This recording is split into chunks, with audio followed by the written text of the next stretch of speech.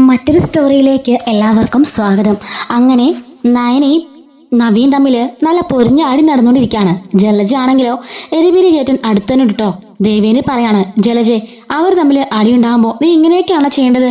തമ്മിൽ മാറ്റാനല്ലേ ശ്രമിക്കണ്ടേ? അതിന് എനിക്കെന്ത് ആവശ്യമുള്ള ചേച്ചി? രണ്ടെണ്ണം തമ്മിൽ തല്ലട്ടെ, അത് തന്നെയാ വേണ്ടെന്ന് പറഞ്ഞിട്ട് ജലജ അകത്തേക്ക് കയറി പോകുന്നുണ്ട്. ദേവേനെ വന്നിട്ട് നയനോട് പറയാണ്, മോളെ മാറി നിൽക്ക്, എന്തിനാ രണ്ടുപേരും തമ്മിൽ അടിയുണ്ടാവുന്നേ? നിങ്ങൾ തമ്മിൽ അടിയുണ്ടായാലേ ഇവിടെ സന്തോഷിക്കാൻ ഒരുപാട് പേരുണ്ട്. അമ്മേ, പിന്നെ ചേച്ചി പറഞ്ഞത് കേട്ടില്ലേ, ആദർശേട്ടനെ വെറുതെ ഓരോന്നൊക്കെ പറയാം.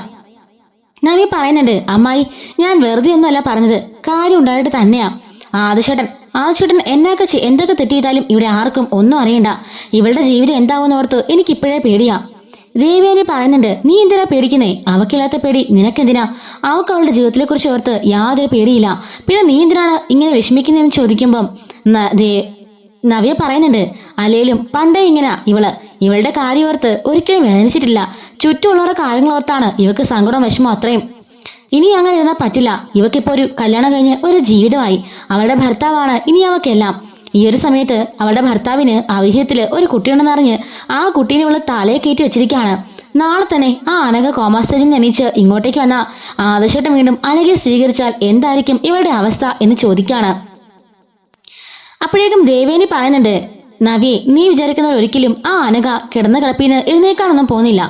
കാരണം ആ കുട്ടി തീർത്തും പൂർണ്ണമായും അവശ നിലയിലാണ്. ഒരിക്കലും പിന്നെ ഇങ്ങോട്ട് തിരിച്ചുണ്ടാവില്ലെന്നാ ഡോക്ടറൊക്കെ പറയുന്നേ. അങ്ങനെയൊക്കെ പറയാൻ പറ്റുമോ അമ്മായി? ഡോക്ടറിന് മുകളിലല്ലേ ദൈവം ഉള്ളത്? ദൈവങ്ങള് വിചാരിച്ചാൽ പിന്നെ നടക്കാത്ത എന്തെങ്കിലും കാര്യമുണ്ടോ? അല്ലെങ്കിൽ മരിച്ചു എന്നും പറഞ്ഞ് അടക്കാൻ കൊണ്ടുപോയെടുത്തുനിന്ന് ആ കുട്ടിക്ക് ജീവൻ വെക്കുവോ എന്ന് നവി ചോദിക്കാണ്. ഒന്നും മിണ്ടാനില്ലാതെ ദേവയാനി തലയും കൊണ്ടിച്ച് നിൽക്കുന്നുണ്ട്. അപ്പോഴേക്കും നവി പറയുന്നുണ്ട്, അതാ അമ്മായി ഞാൻ പറഞ്ഞത്, ഏത് നിമിഷവും എന്തും സംഭവിക്കാം. അപ്പോ ഇവള് രണ്ടാം തരക്കാരിയാണ് ഇപ്പോൾ തന്നെ. അങ്ങാനെങ്ങാണം അവൾ ഈ വീട്ടിലേക്ക് വന്ന അവളാവില്ലേ ആദർശിന്റെ മൂത്ത ഭാര്യ? അങ്ങനെയാകുമ്പോൾ ഇവളുടെ സ്ഥാനം ഇവിടെ എന്താണ് എന്ന് ചോദിക്കുന്നുണ്ട്. നയന പറയാണ്, ചേച്ചി ഓർത്ത് വിഷമിക്കേണ്ട, എനിക്കതിൽ യാതൊരു വിഷമവും ഇല്ല. എന്റെ ആദർശേട്ടൻ തെറ്റൊന്നും ചെയ്തിട്ടില്ല, അതെനിക്ക് വിശ്വാസമുണ്ട് എന്നും പറഞ്ഞിട്ട് നയന ദേഷ്യപ്പെട്ട് അകത്തേക്ക് പോകുന്നുണ്ട്. നവി ചോദിക്കാണ്, അമ്മായി ഇവൾ എന്തൊക്കെയാ പറയുന്നത്? ഇവള് തന്നെയാ പറയുന്നത് ആദർശേട്ടന്റെ കുട്ടിയാണ് ചന്തുമോളെന്ന്. ഇവള് തന്നെ പറയുന്നു ആദർശേട്ടൻ തെറ്റൊന്നും ചെയ്തിട്ടില്ലെന്ന്. ഇതിന് ഞാനിപ്പോ എന്താ വിശ്വസിക്കണ്ടേ? ഞാൻ എന്താ പറയണ്ടേ? ആകെപ്പാടെ എനിക്ക് വട്ടുപിടിക്കുന്നു എന്നും പറഞ്ഞിട്ട് നവിയും ദേഷ്യപ്പെട്ട് അകത്തേക്ക് കയറി പോവാണ്. ദേവേനി മനസ്സിലോർക്കാണ്, ഈശ്വര, രണ്ടുപേരോടും ഞാൻ എന്ത് പറഞ്ഞ് മനസ്സിലാക്കാനാ? നവിക്കാണെങ്കിലോ സത്യങ്ങളൊന്നും അറിയാതെ ആകെപ്പാടെ ചൂട് പിടിച്ച് നടക്കാണ്. നയനയ്ക്കാണെങ്കിലോ സത്യം തുറന്ന് പറയാൻ പറ്റാതെ അവസ്ഥപ്പെട്ട് നിൽക്കാണ്. ഞാനിതില് എന്ത് പറയാനെന്ന് ഓർത്ത് ആകെപ്പാടെ വിഷമിച്ച് നിൽക്കാം കേട്ടോ നമ്മുടെ ദേവയാനി. ഇതേ സമയത്ത് നവ്യ മുറിയിൽ പോയിരുന്ന് ആകെപ്പാടെ ഫ്രസ്ട്രേഷൻ അടിച്ചിരിക്കായിരിക്കും. അപ്പോഴാണ് വാതുക്കെ ചന്തുമോളെ കാണുന്നത്. ചന്തുമോൾ എന്നിട്ട് പറയാണ് നവ്യയോട്, എന്റെ അമ്മ പാവവാ, അമ്മയ്ക്ക് സുഖമില്ലാത്തോണ്ടാ ഞാനിവിടെ നിൽക്കുന്നതെന്ന് പറയുമ്പോഴേക്കും നവ്യക്ക് വളരെ സങ്കടം തോന്നുന്നുണ്ട്. നവ്യ പറയാണ്, നീ എന്റെ മുമ്പിൽ നിൽക്കണ്ട, നീ പൊയ്ക്കോ, എന്റെ വായന്ന് അറിയ എന്തെങ്കിലുമൊക്കെ വീണു പോകും. നയനാമ്മേനെ വഴക്ക് പറയല്ലേ, എനിക്ക് സങ്കടാകും. എന്റെ അമ്മയ്ക്ക് സുഖമില്ലാത്തോണ്ടല്ലേ അമ്മ എഴുന്നേറ്റാ ഞാൻ പൊയ്ക്കോളാം എന്ന് പറഞ്ഞു കേൾക്കുമ്പം നവിക്ക് ആപ്പാടെ വിഷമാവുന്നുണ്ട്. അങ്ങനെ നവിയെ കുട്ടിയെ വഴക്ക് പറയുമ്പോഴേക്കും ദേവയാനി അങ്ങോട്ടേക്ക് കയറി വരാണ്. നവി, നീ എന്തിനാ നിന്റെ ദേഷ്യം ഇവളോട് കാണിക്കുന്നേ? ഒന്നുമില്ല അമ്മായി, ഞാനിവിടെ പറഞ്ഞിട്ടുണ്ട് ഈ മുറിയിലേക്ക് കയറരുതെന്ന്. മോളെ, അവള് കുഞ്ഞല്ലേ, കയറാതിരിക്കോ? നാളെ ദാ നമ്മുടെ ഈ അനന്തൂട്ടനും ഇതുപോലെ എഴുന്നേറ്റ് നടക്കാനാവില്ലേ? അപ്പോ നീക്ക് ആ അനാമികയുടെ മുറിയിലെ അവസ്ഥ നിനക്കറിയാലോ. അനാമികയുടെ മുറിയിലേക്ക് കയറരുതെന്നും പറഞ്ഞ് ഇതുപോലെ എന്തെങ്കിലുമൊക്കെ പറഞ്ഞിട്ടാ നിന്റെ മകൻ എന്തുമാത്രം വിഷമമുണ്ടാന്ന് നീ ഒന്ന് ആലോചിച്ച് നോക്കിയെന്ന് പറയുമ്പോഴാണ് നമ്മുടെ നവിയുടെ മനസ്സിൽ അത് തട്ടുന്നത്. ശരിയാണല്ലോ, ദേവയാനി പറഞ്ഞത് ശരിയാണല്ലോ എന്ന് ഇവളുടെ മനസ്സിലും തോന്നുന്നുണ്ട്. അവള് പറയുന്നുണ്ട്, അല്ലമ്മായി, അത് പിന്നെ ഇവളെ കാണുമ്പം എനിക്ക് ആദർശേട്ടനെ ഓർമ്മ വരും, നയനെ ഓർമ്മ വരും, അതുകൊണ്ടാ. നീ അതൊക്കെ വിട്ടുകളാ. നാളെ നിന്റെ മകനാണ് ഈ അവസ്ഥയിലെന്നെങ്കിൽ നീ ചിന്തിച്ചാൽ മതി. എപ്പോഴും നമ്മളെല്ലാം ഒരുപോലെ ഇരിക്കോ? മറ്റൊരു മുറി കയറുമ്പം നിന്റെ മകൻ ഇതുപോലെ ആട്ടി ഓടിച്ചാൽ നിനക്ക് എന്തുമാത്രം വിഷമം ഉണ്ടാവും? അല്ലെങ്കിൽ നിനക്ക് ഈ അവസ്ഥ ഉണ്ടാവുന്നെങ്കിൽ എന്തായിരിക്കും നിന്റെ അവസ്ഥ? നിന്റെ മകനെ ഓർത്ത് നീ എന്തുമാത്രം നീറും എന്നൊക്കെ ചോദിച്ചിട്ട് ചന്തുവിനെയും കൊണ്ട് അവിടുന്ന് പോകുന്നുണ്ട്. ഇതൊക്കെ കേൾക്കുമ്പോഴേക്കും ആകെപ്പാടെ നവി അസ്വസ്ഥയാവാണ്. നവിയുടെ മനസ്സിൽ ആകെപ്പാടെ വിഷമമാകുന്നുണ്ട്. അവര് പറഞ്ഞെല്ലാം ശരിയാണല്ലോ, നമ്മളാണെങ്കിലും ഒന്ന് റീതിങ്ക് ചെയ്യില്ലേ? ആ ഒരു സാഹചര്യത്തിൽ നമ്മളോ നമ്മളുടെ കുഞ്ഞോ ആയിരുന്നെങ്കിൽ എന്ന് നമ്മളെല്ലാവരും ഒന്ന് ആലോചിച്ച് പോയില്ലേ? ആ ഒരു ചിന്ത അവളുടെ മനസ്സിലും വരുന്നുണ്ട്. ആകെപ്പാടെ ഡിസ്റ്റർബായി നിൽക്കുകയാണ് നവ്യ. അങ്ങനെ കുഞ്ഞിന് പാലൊക്കെ കൊടുത്ത് നവ്യ ഉറക്കുന്നുണ്ട്. ശേഷം നേരെ ദേവേനടിയിലേക്ക് പോവാണ്. അത് പിന്നെ അമ്മായി ഞാനേ ഒരു പുറത്തു വരെ പോവാ, കുഞ്ഞിനെ നോക്കിയേക്കോ. നീ എന്തിനാ അങ്ങനെ ചോദിക്കുന്നേ? നീ ധൈര്യമായിട്ട് പോയിട്ട് വാ, ഞാൻ നോക്കിക്കോളാം. അല്ല ഇപ്പൊ നീ എവിടെ പോവാ? അതൊരു അത്യാവശ്യമായിട്ട് ഒരാളെ കാണാൻ വേണ്ടി പോവാ. ശരി, എങ്കിലേ ഡ്രൈവറെയും കൂട്ടി പോയാൽ മതി, നല്ല വെയിലുണ്ട്, ഓട്ടോ ഒന്നും വിളിച്ച് പോകണ്ട. അപ്പോഴേക്കും നവി പറയുന്നുണ്ട് ശരി അമ്മയെന്നും പറഞ്ഞിട്ട് പോവാണ്. ദേവിയാനാണെങ്കിൽ അനന്തമോൻ അരികിലേക്ക് എന്നെ പോയിട്ട് അവിടെ പോയി പത്രമൊക്കെ വായിച്ചുകൊണ്ടൊക്കെ ഇരിക്കുകയായിരിക്കും കേട്ടോ, കുഞ്ഞിനെ തന്നെ നോക്കിക്കൊണ്ട്. അപ്പോഴേക്കും അങ്ങോട്ടേക്ക് ജലജ കയറുകയാണ്. ആഹാ, ഏടത്തിയാണ് ഇവിടെ? അല്ല നവി എവിടെ പോയി? അവൾ പുറത്തങ്ങോട്ട് പോണെന്ന് പറഞ്ഞ് പോയി. കുഞ്ഞിനെ നോക്കാൻ എന്നെ ഏൽപ്പിച്ചിട്ടാ പോയത്. ഏടത്തിനെ ഏൽപ്പിച്ചോ? അവളെന്താ എന്നെ ഏൽപ്പിക്കാഞ്ഞേ? ഒന്നും എനിക്കറിയില്ല, നീ അപ്പോൾ ഇവിടെ ഉണ്ടായിരുന്നില്ല.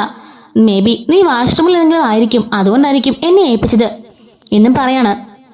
അങ്ങനെ ജലജയും വന്ന് അനന്തമോനെ എന്നൊക്കെ പറഞ്ഞ് അവിടെ വന്നിരുന്ന് നോക്കുന്നുണ്ട് കേട്ടോ. അങ്ങനെ നവ്യാണെങ്കിൽ നേരെ പോകുന്നത് നമ്മുടെ അനഘേനെ കാണാനായിട്ടാണ്. അങ്ങനെ അനഘയുടെ വീട്ടിലേക്ക് അവൾ പ്രാവശ്യം പോയതാണല്ലോ, അതുകൊണ്ട് തന്നെ സ്ഥലമൊക്കെ ഒക്കെ കൃത്യമായിട്ട് അറിയാം. അങ്ങനെ അങ്ങോട്ടേക്ക് ചെല്ലുന്നുണ്ട്. ഈ സമയത്ത് ഓമനയോട് ഉണ്ടാവും സെർവൻ്റ് കേട്ടോ. സെർവൻ്റ് ചോദിക്കുകയാണ്, ആഹാ മോളിന്ന് ഒറ്റയ്ക്ക് വന്നോ? കുഞ്ഞിനെ കൊണ്ടുവന്നില്ലേ? ഇല്ല, കുഞ്ഞ് നല്ല ഉറക്കാണ്, ഞാൻ അമ്മായി ഏൽപ്പിച്ചിട്ടാ വന്നത്. അങ്ങനെ പറഞ്ഞിട്ട് അകത്തേക്ക് കയറുന്നുണ്ട് കേട്ടോ. ഈ ഒരു സമയത്തായിരിക്കും അവിടെ CCTV ഉള്ളത് ഇവള് കാണുന്നത്. ഈ CCTV ആരോട് ഫിറ്റ് ചെയ്തെന്ന് ചോദിക്കുമ്പം അത് പിന്നെ മൂർത്തി സാറാണെന്ന് പറയുന്നുണ്ട്. അതെന്താ ഈ മുറിയിലൊക്കെ CCTV ഫിറ്റ് ചെയ്തേക്കുന്നേ? അതറിയില്ല മേഡം, മൂർത്തി സാർ ഫിറ്റ് ചെയ്തിട്ട് പോയതാ, എന്തുണ്ടെങ്കിലും സാറിന് കാണാമല്ലോ, അതുകൊണ്ടാ. അങ്ങനെ പറയുന്നുണ്ട് കേട്ടോ. അതിനുശേഷം നവി പറയുന്നുണ്ട്, ഈ കുട്ടിയെക്കുറിച്ച് എന്തെങ്കിലുമൊക്കെ അറിയാവോ തനിക്കെന്ന് ചോദിക്കുമ്പം അയ്യോ ഇല്ല മേഡം, ഞാനിവിടെ വന്നിട്ട് ആദ്യമായിട്ട് കുട്ടിയെ കാണുന്നത്, എന്നെ ജോലിക്ക് കൊണ്ടുവന്നതല്ലേ, ശേഷമാണ് കാണുന്നത്. അതിനുശേഷമാണ് ഈ മോളുടെ കാര്യങ്ങളൊക്കെ ഞാൻ അറിയുന്നത്, അതുകൊണ്ട് തന്നെ ഇതിനെക്കുറിച്ച് എനിക്കൊന്നും അറിയില്ല എന്ന് പറയുന്നുണ്ട് കേട്ടോ. അങ്ങനെ അനഘയുടെ അടുത്ത് പോയിരുന്നിട്ട് നവി പറയുന്നുണ്ട്, താങ്കൾ ഒന്നുകൊണ്ട് വിഷമിക്കണ്ട, എൻ്റെ അനിയത്തി ഉണ്ടല്ലോ നയന, കുട്ടീനെ പൊന്നുപോലെ നോക്കുന്നത്. ചന്ദമോളുടെ കാര്യം ഞാൻ പറഞ്ഞത്, ചന്ദമോളെ പൊന്നുപോലെ നോക്കുന്നുണ്ട്, അതുകൊണ്ട് തന്നെ നിനക്ക് ഒരു വിഷമത്തിന്റെ ആവശ്യമൊന്നുമില്ല, വിഷമിക്കേണ്ട കാര്യമില്ല. അനന്തപുരിയിലാണ് ആ കുട്ടിയുള്ളത്, എന്തായാലും അനന്തപുരിയിലെ തറവാട്ടിലെ അനന്തരാവകാശിയാണല്ലോ, അതുകൊണ്ട് തന്നെ അവൾക്കൊരു കുറവും അവിടെ ഉണ്ടാവില്ല. അത് മാത്രമല്ല സ്കൂളിൽ കൊണ്ട് ചേർത്തു, അതൊക്കെ നീ അറിഞ്ഞിട്ടുണ്ടാവല്ലോ. നയന വന്നിവിടെ പറയുന്നൊക്കെ എനിക്കറിയാം, എങ്കിലും കുറച്ച് കാര്യങ്ങൾ ഞാൻ പറയാൻ വന്നതാ. അനഘയുടെ സിറ്റുവേഷനൊക്കെ എനിക്ക് മനസ്സിലാവും, പക്ഷെങ്കിൽ എൻ്റെ അനിയത്തിയുടെ അവസ്ഥ അതിൽ മോശമാണ്. സ്വന്തം ഭർത്താവ് തെറ്റിയെന്നറിഞ്ഞിട്ടും അവൾ കൂട്ടു നിൽക്കാണ്, എനിക്കൊന്നും കണ്ട് സഹിക്കാൻ വയ്യ. നയനയാണെങ്കിലോ ചന്ദമോളെ സ്വന്തം മോളെ പോലെ സ്നേഹിക്കുന്നേ, അവളല്ലേലും പണ്ടേ അങ്ങനെ മറ്റുള്ളവർക്ക് വേണ്ടി എന്തും ചെയ്യും, അങ്ങനൊരു സ്വഭാവക്കാരിയാ. അത് കാണുമ്പോൾ എനിക്കും പേടിയാവുന്നുണ്ട്, ഇനി അടുത്ത് എന്തായിരിക്കുന്ന ഓർത്ത് നല്ല ടെൻഷനും ഉണ്ട്. എന്തായാലും എനിക്ക് ഒറ്റ കാര്യം പറയാനുള്ളൂ, മരണത്തിലേക്ക് പോയിട്ട് ഈ ഒരു അവസരമെങ്കിലും തിരികെ വന്ന ആളാണ് അനഘ. അതുകൊണ്ട് തന്നെ ഈശ്വരാനുഗ്രഹം കൊണ്ട് ഇനിയും അനഘ ജീവിതത്തിലേക്ക് തിരിച്ചു വരില്ലെന്ന് ഉറപ്പൊന്നും ഇല്ലല്ലോ. അങ്ങനെ എനിക്ക് സംഭവിക്കുകയാണെന്നുണ്ടെങ്കിൽ ദയവ് ചെയ്ത് എൻ്റെ അനിയത്തിയുടെ ജീവിതത്തിലേക്ക് കയറി വരരുത് എന്ന് നവിയെ പറയുന്നുണ്ട് കേട്ടോ. ശരിക്കും നവിയുടെ മനസ്സിൽ നയന എങ്ങനെയും നന്നായിട്ട് ജീവിക്കണമെന്നുണ്ട് ആഗ്രഹം. സ്വന്തം ഭർത്താവ് തെറ്റുകാരനല്ല എന്ന് അങ്ങനെ ഒരു ചിന്താഗതിയാണല്ലോ മനസ്സിൽ. അപ്പൊ തന്നെ അനിയത്തി വേദനിക്കാൻ പാടില്ലെന്ന് പറഞ്ഞിട്ടാണ് ആ പാവം ഇത്രയൊക്കെ പ്രശ്നം ഉണ്ടാക്കുന്നത്. അങ്ങനെ വന്നിട്ട് അനഘയോട് പറയാണ്, ഒരിക്കലും നയനയുടെ ജീവിതത്തിൽ നീ ഒരു ബാധ്യത ആവരുത്, ദയവ് ചെയ്ത് എന്ത് വേണമെങ്കിലും നിനക്ക് തരാം, നീ നിന്റെ മോളെയും കൊണ്ട് ഇവിടുന്ന് പോകണം എന്നൊക്കെ പറയാൻ കേട്ടോ. ഇതൊക്കെ കേൾക്കുമ്പോഴേക്കും അനഘയുടെ കണ്ണിൽ നിന്നും കണ്ണുനീര് വരാണ്. അനഘയുടെ മനസ്സിലെന്ന് വെച്ചാൽ അഭിയാണല്ലോ തെറ്റുകാരൻ, അതൊന്നും അറിയാതെ ഈ പാവം വന്നിരുന്ന് ഇവളോട് കേണപേക്ഷിച്ചുകൊണ്ടിരിക്കുകയാണ് അനിയത്തിയുടെ ജീവിതത്തിന് വേണ്ടി. സ്വന്തം ഭർത്താവാണ് തെറ്റുകാരനെന്ന് അറിഞ്ഞാൽ എന്തായിരിക്കും അവസ്ഥ, ഒന്ന് ആലോചിച്ച് നോക്കിയേ. അങ്ങനെയൊക്കെ ഒരുപാട് ചിന്തകൾ നമ്മുടെ അനഘയുടെ മനസ്സിലൂടെയും കടന്നു പോകുന്നുണ്ട്. അങ്ങനെ ഓമനയാണെങ്കിൽ കൊണ്ടുവന്നവർക്ക് ചായയൊക്കെ കൊടുക്കാം കേട്ടോ. നവ്യ ആ ചായ കുടിക്കുന്നുണ്ട്. അല്ല മേഡം, അഭിസാറിനെ 2 ദിവസമായല്ലോ കണ്ടിട്ട്. അതറിയില്ല, അബി ഇപ്പൊ ബിസിയാണല്ലോ, ഒരു ബ്രാഞ്ച് ഇപ്പം അബിയുടെ പേരില്ല, അതുകൊണ്ടായിരിക്കും എന്നൊക്കെ പറയുമ്പോഴും അനഘയുടെ മനസ്സിൽ ആ ഒരു ചിന്താഗതിയൊക്കെ ഉണ്ട്. ഈ ഒരു പേരും പറഞ്ഞ് അവൻ ബ്രാഞ്ചൊക്കെ വാങ്ങിച്ചു എന്നൊക്കെയുള്ള ചിന്താഗതി ആയിരിക്കും കേട്ടോ. എന്തായാലും ഈ അഭിസാർ വരാത്തതുകൊണ്ട് 2 ദിവസത്തെ മോടെ മുഖത്തിന് നല്ല തെളിച്ചുണ്ട്. ഓമനോട് ചോദിക്കാണ്, നിങ്ങൾ എന്തായി പറയുന്നേ, അബി വരാത്തോട് തെളിച്ചോ? മേഡം പറയുന്നുണ്ട്, ഒന്നും തോന്നരുത്, വേറെ ആര് വന്നാലും മോളുടെ മുഖത്ത് നല്ലൊരു തെളിച്ചവും പ്രസാദവും ഒക്കെ ഉണ്ടാവും, വളരെ സന്തോഷമായിരിക്കും. ആര് വന്നാലും കണ്ണീന്ന് വെള്ളം ഒഴുകുമെങ്കിലും നല്ലൊരു സന്തോഷത്തോടെ ആയിരിക്കും മോള് കിടക്കുക. പക്ഷെങ്കിൽ അഭിസാർ വന്നിട്ട് പോകുമ്പോൾ മാത്രം മോളുടെ മുഖം കടന്നല കുത്തിയ പോലെ കാർമേഹം മൂടിയ പോലെ കിടക്കും. അത് കാണുമ്പം എനിക്ക് വല്ലാത്ത വിഷമമാണ്. അന്നത്തെ ദിവസം മോള് എത്രയൊക്കെ കഞ്ഞി കൊടുത്തെന്ന് പറഞ്ഞാലും മോളത് പറ്റുപോലും ഇറക്കില്ല. മോള് വീണ്ടും തുപ്പി കളയാൻ തുടങ്ങും. അതൊക്കെ കാണുമ്പോൾ എനിക്ക് വല്ലാത്ത വിഷമമാണ്, എന്താണെന്ന് അറിയില്ല എന്നും പറഞ്ഞിട്ട് അവരകത്തേക്കും പോകുന്നുണ്ട്. നവ്യ ആലേക്കാണ്. അല്ല ഇവരെന്താ ഇങ്ങനെ പറഞ്ഞത്? അവളുടെ മനസ്സ് ആകെപ്പാടെ അസ്വസ്ഥയാകുന്നുണ്ട്. അപ്പോഴായിരിക്കും CCTVയുടെ ഒരു കാര്യം നവ്യ ഓർക്കുന്നത്. അപ്പോൾ തന്നെ അവരോട് പോയിട്ട് ഈ CCTVയുടെ മുറി ഇടാൻ ചോദിക്കുമ്പം ദാ മോളെ ആ അകത്തായിട്ടാണ്, അവിടെ എന്തൊക്കെയോ സെറ്റ് വെച്ചിട്ടുണ്ട്, ഇന്ന് വരെ ഞാൻ നോക്കിയിട്ടില്ല എന്നും പറയുന്നുണ്ട്. അല്ല ആ മുറിയിലേക്ക് ആരെങ്കിലും കയറിയിട്ടുണ്ടോ എന്ന് ചോദിക്കുമ്പം അതേ പിന്നെ ആരും വന്നിട്ടില്ല. ഇവിടെ പിന്നെ ഇടയ്ക്കിടയ്ക്ക് മൂർത്തി സാറും ആ ആദർശ് മോനും ഭാര്യയും പിന്നെ വരുന്നത് ആ അഭിയുമാണല്ലോ, അതുകൊണ്ട് മറ്റാരും അകത്തേക്ക് കയറാറില്ല എന്ന് പറയാൻ കേട്ടോ. എന്നിട്ട് ആ ഓമന പറയുന്നുണ്ട്, പുറത്ത് നിൽക്കുന്ന 2 പയ്യന്മാരെ കണ്ടോ? മുടിയും താടിയൊക്കെ നീട്ടി വളർത്തി ഒരു റൗഡിയുടെ ലുക്കൊക്കെയുള്ള കണ്ടിരുന്നു. ഈ കുട്ടിയുടെ ബന്ധുക്കളാണെന്നാ പറയുന്നത്.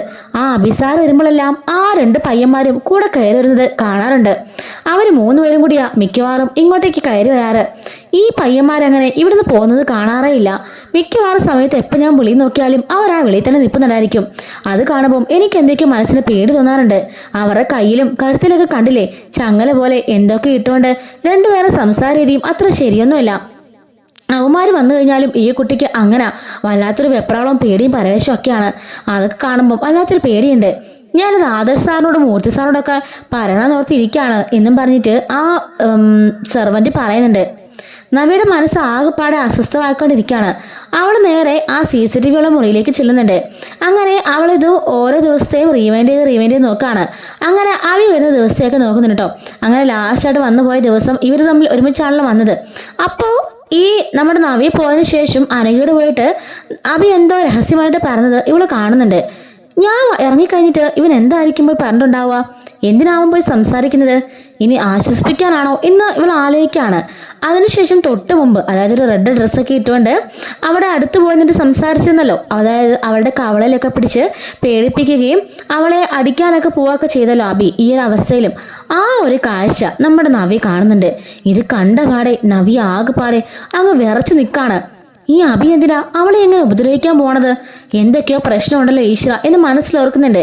അങ്ങനെ അഭിയാണെങ്കിൽ അവളെ ആ ഉപദ്രവിച്ച വീഡിയോയും എല്ലാം തന്നെ അവളുടെ ഫോണിലേക്കും കോപ്പി ചെയ്യുന്നുണ്ട്. അതെല്ലാം അവൾ കാണട്ടോ. അങ്ങനെ ആദർശ് എന്ന് പോകുന്ന സമയത്ത് ഓമന പറഞ്ഞതുപോലെ ഈ പെണ്ണിന് വേറൊരു അനക്കവും ഇല്ല, ഒരു പ്രശ്നങ്ങളും ഇല്ല, അങ്ങനെ കിടക്കുന്നുണ്ട്. അങ്ങനെ എല്ലാവരും വന്നുപോയ ദിവസങ്ങളെല്ലാം ഇവള് സെർച്ച് ചെയ്ത് നോക്കുകയാണ് കേട്ടോ. അങ്ങനെയാണ് അബിയുടെ ആ ഒരു ദിവസത്തെ പ്രകടനങ്ങളൊക്കെ നവ്യ കാണുന്നത്. അങ്ങനെ നവ്യ ആ വീഡിയോയുമായിട്ട് നേരെ പോകുന്നത് അബിയുടെ അടുത്തേക്കാണ്. അബി നമുക്ക് അത്യാവശ്യമായിട്ടൊരു സ്ഥലം വരെ പോകണമെന്ന് പറയുമ്പം എവിടാണെന്ന് ചോദിക്കുന്നുണ്ട്. അതൊക്കെ ഉണ്ടെന്ന് പറയാണ്. അപ്പോഴേക്കും ദേവേനി പറയുന്നുണ്ട്, മോളെ കുഞ്ഞുണന്നെന്ന് പറയുമ്പം അമ്മായി കുറച്ചു നേരം ഒന്നുകൂടെ നോക്ക്, ഞങ്ങൾ അത്യാവശ്യമായിട്ട് സ്ഥലം വരെ പോവാണെന്നും പറഞ്ഞ് അവനെ വലിച്ചോണ്ട് പുറത്തേക്ക് പോവാണ്. ഈശ്വര, ഇവള് സത്യങ്ങളെങ്ങനെ അറിഞ്ഞു കാണുമോ? എന്തായിരിക്കും പ്രശ്നം? രാവിലെ പോയതാണല്ലോ ഇവള്. കുഞ്ഞിന് പാലോലും കൊടുക്കാതെ ഇവളിപ്പോ എങ്ങോട്ട് പോയതാ എന്ന് ആലോചിക്കാണ്. നയനെ വിളിച്ചിട്ട് അവള് കാര്യങ്ങളൊക്കെ പറയുന്നുണ്ട്. ആണോ? എങ്കില് സൂക്ഷിക്കണം. നവീച്ചിന്റെ സ്വഭാവമാണ്. എന്താ ചെയ്യാൻ പോണെന്നും നമുക്ക് പറയാൻ പറ്റില്ല. അയ്യോ മോളെ, നവ്യ അഭിയം കൂട്ടി ഇവിടെ നിന്ന് ഇറങ്ങിപ്പോയി, ഞാൻ എന്ത് ചെയ്യാനാ എന്ന് ചോദിക്കുന്നുണ്ട്. ഞാൻ എന്തായാലും അങ്ങോട്ടേക്ക് വരാമേന്ന് നമ്മുടെ നയന പറയുന്നു കേട്ടോ. അങ്ങനെ നവ്യ നേരെ ഇവനെയും കൂട്ടി പോണത് ആ അനക്കയുടെ വീട്ടിലേക്കായിരിക്കും. ഇത് കാണുമ്പം അവൻ ആകെപ്പാടെ ഞെട്ടുന്നുണ്ട്. അല്ല, നീ ഇതിനെ എന്നെ ഇങ്ങോട്ടേക്ക് കൊണ്ടുവന്നേന്ന് ചോദിക്കുന്നുണ്ട്. നീ വാ, ഞാൻ കാര്യം പറയാന്ന് പറഞ്ഞുകൊണ്ട് നവ്യ അകത്തേക്ക് കൊണ്ടുവന്നുണ്ട്. എന്താ അവള് കണ്ണു തുറന്നോ? അവള് സംസാരിച്ചോ എന്നും പറഞ്ഞ് പേടിച്ച് അബി ചോദിക്കുമ്പം അതൊക്കെ നേരിട്ട് കാണുമ്പോൾ നിനക്ക് മനസ്സിലാവല്ലോ എന്ന് പറഞ്ഞ് കൊണ്ടുപോവാണ്. അബിക്ക് വല്ലാണ്ട് പേടിയാവുന്നുണ്ട് കേട്ടോ. അങ്ങനെ അബിയും നവ്യയും കൂടെ കൂടിയിട്ട് അവളുടെ അടുത്തേക്ക് പോകുന്നുണ്ട്. അബിയെ കണ്ടപാടെ ഓമന പറഞ്ഞ പോലെ തന്നെ അവളുടെ മുഖമൊക്കെ ആകെപ്പാടെ മാറുകയും കറുക്കുകയും ഇരുണ്ട മുടി പോലെ ആവുകയൊക്കെ ചെയ്യുന്നുണ്ട്. വല്ലാണ്ട് ഷിവറിങ് ഉണ്ടാവുകയും പേടിക്കുകയൊക്കെ ചെയ്യാണ്. ഇതെന്താ ഈ കുട്ടി ഇപ്പൊ ഇങ്ങനെ കാണിക്കുന്നത് പറയുമ്പം ഓമന പറയുന്നുണ്ട്, ഞാൻ പറഞ്ഞില്ല മോളെ, ഈ സാറിനെ കാണുമ്പം ഈ കുട്ടി ഇങ്ങനെ വല്ലാണ്ട് പേടിക്കും എന്നൊക്കെ പറയാണ്. ഇത് കേൾക്കുമ്പോൾ അബിക്കങ്ങ് വല്ലാണ്ടാവുന്നുണ്ട് കേട്ടോ. എന്നിട്ട് അബി അവളുടെ ഫോണിലെ ആ ഒരു വീഡിയോ കാണിച്ചു കൊടുക്കുന്നുണ്ട്. എന്താടാ ഇത് എന്ന് ചോദിക്കാണ്. ഇത് കാണുമ്പോഴേക്കും അബിക്ക് വല്ലാണ്ട് പേടിയാവുന്നുണ്ട്. അല്ല എന്തിത്? അല്ല നീ എന്തിനാ ഇവളുടെ കവളത്ത് പിടിച്ച് ഇങ്ങനെ ഞെക്കിയത്? ഈ കുട്ടിയെ കൊല്ലാൻ പോകുന്ന പോലെ നീ എന്തൊക്കെയോ പറഞ്ഞതും ഇതിനകത്ത് കാണുന്നുണ്ടല്ലോ കൃത്യമായിട്ട്. ഞാനിത് CCTV എടുത്താ. എന്താ പ്രശ്നം എന്ന് ചോദിക്കാണ്. അയ്യോ എനിക്കൊന്നും അറിയില്ല. നീ അറിയാതെ അപ്പൊ നിന്റെ പ്രേതാണോ ഈ വന്ന് ഇവളെ പിടിക്കുന്നതൊക്കെ, ഇവളെ ഈ കഴുത്തിനെ പിടിച്ച് ഞെരിക്കുന്നതൊക്കെ നീ അല്ലേ എന്ന് ചോദിക്കാണ്. അത് പിന്നെ നവ്യ, ഞാന് ആദർശിന്റെ ജീവിതത്തിൽ നിന്നും ഒഴിഞ്ഞു പോകണമെന്ന് പറഞ്ഞതായിരുന്നു. നയനയുടെയും ആദർശിന്റെ ജീവിതം തകരില്ലേ, അതുകൊണ്ട് അങ്ങനെയൊക്കെ ചെയ്തത്. മതി അബി, നിർത്തിക്കോ. എല്ലാം എനിക്ക് മനസ്സിലായി. നീയല്ലേ ചന്ദ്രമോളുടെ അച്ഛൻ എന്ന് ചോദിക്കാണ്. നീ എന്തൊക്കെയാ പറയുന്നേ, ഞാനൊന്നും അല്ല എന്ന് പറയുമ്പോഴേക്കും അവന്റെ ഫോൺ പിടിച്ചു മേടിക്കാണ്. അല്ല, ഈ അനഘയുടെ നമ്പർ നിനക്കറിയാവെന്ന് ചോദിക്കുമ്പോൾ അയ്യോ എനിക്കൊന്നും അറിയില്ലെന്ന് പറയുന്നുണ്ട്. പെട്ടെന്ന് തന്നെ അവൾ ഫേസ്ബുക്കിൽ കയറി അനഘയുടെ ആ ഒരു പ്രൊഫൈലൊക്കെ എടുക്കുകയാണ്. അതിൽ നിന്നും അവളുടെ ഫോൺ നമ്പർ കിട്ടുന്നുണ്ട്. ആ ഒരു ഫോൺ നമ്പർ എടുത്ത് അവയുടെ ഫോണിലേക്ക് ഡയൽ ചെയ്യുമ്പോൾ തന്നെ അനഘയുടെ നമ്പർ സേവ് ചെയ്തേക്കുന്നത് ഇവള് കാണുന്നുണ്ട്. നീയാണല്ലോ പറഞ്ഞത് അനഘനെ അറിയില്ലെന്ന്, പിന്നെ അങ്ങനെ നമ്പർ സേവ് ചെയ്തേക്കുന്നേ എന്ന് ചോദിക്കാണ്. അത് പിന്നെ അറിയാതെങ്ങാണ് സേവ് ആയതായിരിക്കും. അറിയാതെങ്ങനാടാ നിന്റെ ഫോണിൽ ഇവളുടെ നമ്പർ സേവ് ആവുന്നേ എന്ന് ചോദിക്കാണ്. അങ്ങനെ നവിയാണെങ്കിൽ അവന്റെ ഫോണ് ഫുള്ള് ചെക്ക് ചെയ്യുന്നുണ്ട് കേട്ടോ. വാട്സപ്പും ചെക്ക് ചെയ്യാണ്. വാട്സപ്പ് എടുക്കുമ്പോഴേക്കും ഈ സേവ് ചെയ്ത നമ്പർ അവള് ചെക്ക് ചെയ്തിട്ടും കാണുന്നില്ല കേട്ടോ. ഓൾറെഡി അവനതൊക്കെ ഡിലീറ്റ് ചെയ്തിട്ടുണ്ടായിരിക്കും. ഒന്നും തന്നെ കാണുന്നില്ല. എന്തായാലും നീ ഇതൊക്കെ ഡിലീറ്റ് ചെയ്യുന്നൊക്കെ എനിക്ക് മനസ്സിലായി. ഇതിന്റെ പിന്നില് നീയാണെന്നും എനിക്ക് ഉറപ്പായി. അല്ലെങ്കിൽ പിന്നെ ദാ ഇതുപോലൊരു ക്രൂരത നീ ഈ കൊച്ചിനോട് ചെയ്യില്ല. ഇത്രയും സുഖമില്ലാതെ കിടക്കുന്ന ഒരു പെണ്ണിനെ വന്നിട്ട് നീ കഴുത്തിനോട് ചേരിക്കുകയും കവളെ പിടിച്ച് അമുക്കുകയും അവളെ ഭീഷണിപ്പെടുത്തുകയൊക്കെ ചെയ്യുന്നത് കൃത്യമായിട്ട് ഈ വീഡിയോയിൽ കാണുന്നുണ്ടെന്ന് പറയാണ്. ഓമന വന്നിട്ട് ആ വീഡിയോ നോക്കുന്നുണ്ട്. അയ്യോ ദുഷ്ട, ഈ വയ്യാടുന്ന കുഞ്ഞിനോടാണോ നീ ഇങ്ങനെയൊക്കെ കാണിക്കുന്നത്? നിനക്കൊരു മനസാക്ഷിയില്ലേ എന്ന് ചോദിക്കാണ്. അപ്പോഴേക്കും അവ പറയുന്നുണ്ട്, ഞാൻ പറഞ്ഞ കാര്യം തന്നെയാണ് അതിന്റെ കാരണം. നയനയുടെയും ആദർശിന്റെയും ജീവിതത്തിലേക്ക് വരരുതെന്നും പറഞ്ഞ് ഞാനൊന്ന് ഭീഷണിപ്പെടുത്തിയാണെന്ന് പറയുന്നുണ്ട്. പിന്നെ ഈ വയ്യാതെ കിടക്കുന്ന ഇവളല്ലേ ജീവിതത്തിലേക്ക് വരാൻ പോണത്? കള്ളമൊക്കെ നീ ഇനി എന്നോട് പറയണ്ട. ഇത് എങ്ങനെ തെളിയിക്കണമെന്ന് എനിക്കറിയാം. നിന്റെ എല്ലാ കള്ളത്തരങ്ങളും ഞാൻ പൊളിച്ചു തരണ എന്നും പറഞ്ഞിട്ട് നവി അവിടുന്ന് ദേഷ്യപ്പെട്ട് പുറത്തേക്ക് പോവാണ്. അബിക്ക് എന്ത് ചെയ്യണമെന്ന് അറിയാതെ അബിയും അവളുടെ പിന്നാലെ ഇറങ്ങി ഓടുന്നുണ്ട്. നവിയെ കണ്ടുപിടിക്കോ? നവി എന്തായിരിക്കും അടുത്ത ചെയ്യാൻ പോണേ എന്നൊക്കെയുള്ളത് നമുക്ക് അടുത്തുള്ളവരോട് ചർച്ച ചെയ്യാട്ടോ. മിസ്സാവാതിരിക്കാനുള്ള ചാനൽ ഒന്ന് സബ്സ്ക്രൈബ് ചെയ്ത് സപ്പോർട്ട് ചെയ്യണേ. Thanks for watching.